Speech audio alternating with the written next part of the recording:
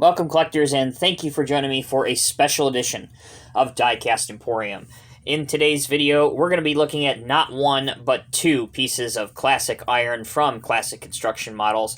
This is going to be a review of the classic construction models in 1/48 scale Caterpillar 666 wheel tractor scraper. Not only the basic version, which you see right here, but in the second half of this video, we're going to be taking a look at the alternative version of this model, which was the Caterpillar 666 in the McCoy edition, or the McCoy version, which does have a little bit different casting design, and of course the McCoy green ROPS that's put over the driver's cab. So, a little bit of information about the Caterpillar 666, also sometimes off the book known as the Devil Scraper with the 666 or 666 designation. In the early 1960s, Caterpillar debuted the 666 wheel tractor scraper. It would be one of the largest scrapers ever produced by the company. The scraper had two engines, the front D346 up here, and the rear D343A back here. Combined, the two engines generated 785 flywheel horsepower. Very, very impressive for the time. All right, going back to the models. As I said before, they are both by classic construction models, made mostly of die-cast metal, released in 2011 in 1/48 scale. Now, the standard version, pictured here, was limited to 600 pieces, while the McCoy version, they only made 500 of those, so 100 less of the McCoy version. This version retailed for $264.95 back in 2011, which quickly sold out. The McCoy version, on the other hand, retailed for a little bit more at $279.95, also at the same time period, and also sold out very, very quickly. All right, let's take a look at one of the brochures for these because they are both very similar, almost identical. So this is the brochure for the McCoy version. Here you can see I have serial number 157 out of 500 for that version. Here you can see that it is attested by Gary Peterson of CCM, and here is the little McCoy and Sons logo signifying that is the McCoy version. There's the 666 scraper. Now you'll notice that the 666 scraper is universal for both of these brochures, and actually it is the standard version that's pictured and not the McCoy version with a little bit of casting detail on the scraper bowl and of course the green ROPS. If we open it up, you can see here the different details associated with the engines, the brakes, the steering. Over here you have scraper design and hydraulic operation. I know that's a little bit difficult to see, but really the most important thing is the bottom, which you can see very well, and that is the overall dimensions that are drawn out in somewhat of a blueprint-esque drawing. A little bit difficult to say there. On the back, you can see the gradability, speed, and rim pull. That's done by a chart, which is very well, and there's all the copyright information from CCM and CAT, of course, so that's the brochure. Both of these come in very similar boxes as well, with the Block C logo associated on it, that style of packaging from the 2010s from CCM, so not the modern style CAT logo. So again, the packaging or the box matches the era of these machines. Okay, let's start out the model review by taking a look, as promised, at the standard version of this model. Now you may hear this occasionally, which is the stickiness of the tires sticking. For whatever reason, whatever they used on these scrapers, the tires are extremely, well, sticky. So they tend to stick to whatever surface you're on, and that's universal, whether it's this version or the Cole edition with the Athy Cole dump, or of course the McCoy version. So whatever they use to treat the rubber tire surface, it's a little bit sticky, so you may hear that occasionally. That's what you're hearing. So, nice, crisp graphics all the way around. Caterpillar, Block C, 666 right here. Nice and scaled. Looks very good there. Cat, let's go back to the front. Block C logo here, 666.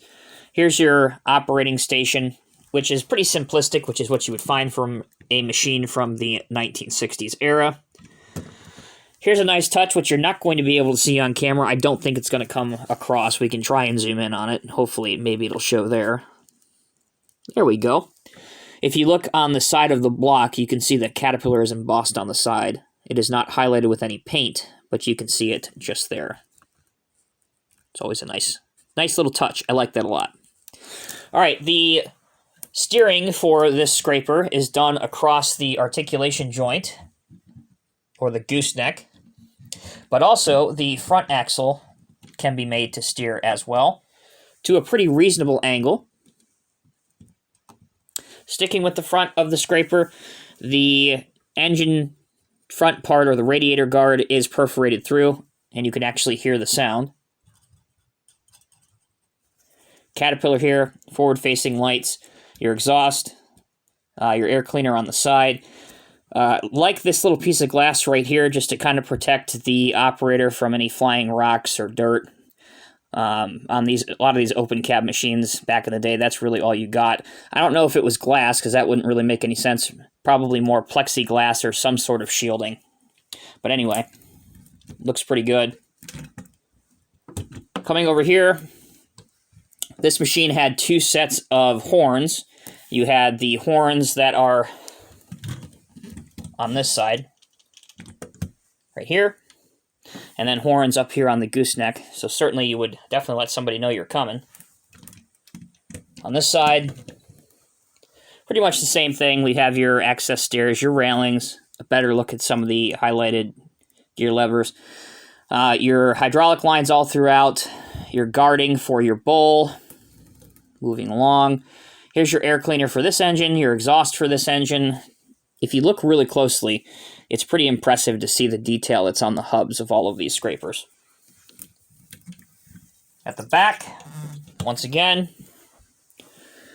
perforations here all the way through. Caterpillar, here's your controls for your second engine, and then your big push block if you needed a helpful push from your dozer friends. Okay. I already showed you the steering functionality, but let's take a look at what everybody cares about with scrapers, and that's the, of course, scraper functionality. So right now we have it in somewhat of a carry position. We can lower it like that, a bit violent, but it will show a scraping position. You can also lift up your apron, just like that. And the ejector as well works perfectly well in this model, as you can see here, helped along by two large hydraulic cylinders that help move the ejector. Likewise, to push it back up here, you got to be a little careful, do this with some care, but that's about as high as it will go. As I mentioned before, besides the stickiness, the model rolls very freely and well, and it does have significant weight to it, which again helps you to roll it. Okay, let's bring in the McCoy model to finish up the review, and while I'm doing that, allow me momentarily to share a little bit of information about the McCoy company, for those of you that may be interested. So Dennis M. McCoy and Sons Incorporated was founded in its current iteration in 1994 in Westlake Village, California. Mr. McCoy finessed his skills some 25-30 years prior to 1994 while working during the summer for his father's construction company. Today, the business is still going very strong and has been responsible for some of the largest mining and earth-moving projects in the western United States. Interestingly enough, if you were to go on their website, or perhaps you live in the western United States and you have the privilege to see these machines in real life, the McCoy logo has not changed from years and years ago. It is still the same white with green lettering in that font that you see on this CCM model. All right, I already went over the details. Just to highlight those again, this version, there were 100 less made than of the standard, which make this a little bit more lucrative to own and collect. Basic casting details. A lot of the contractors back in the day when they bought the real 666, they would often fabricate their own ROPS, or protection structure, and that's an example of this. So this is not really an option that Cat had. You can see that they bolted on their own rollover protection structure. Additionally, you have a little bit more guarding up here that wasn't. Let's see if I can get both these beasts in the same frame to show you a little bit of what I'm talking about here. You can see here on the standard, it's not quite as high. You have this little extra piece that's bolted on here.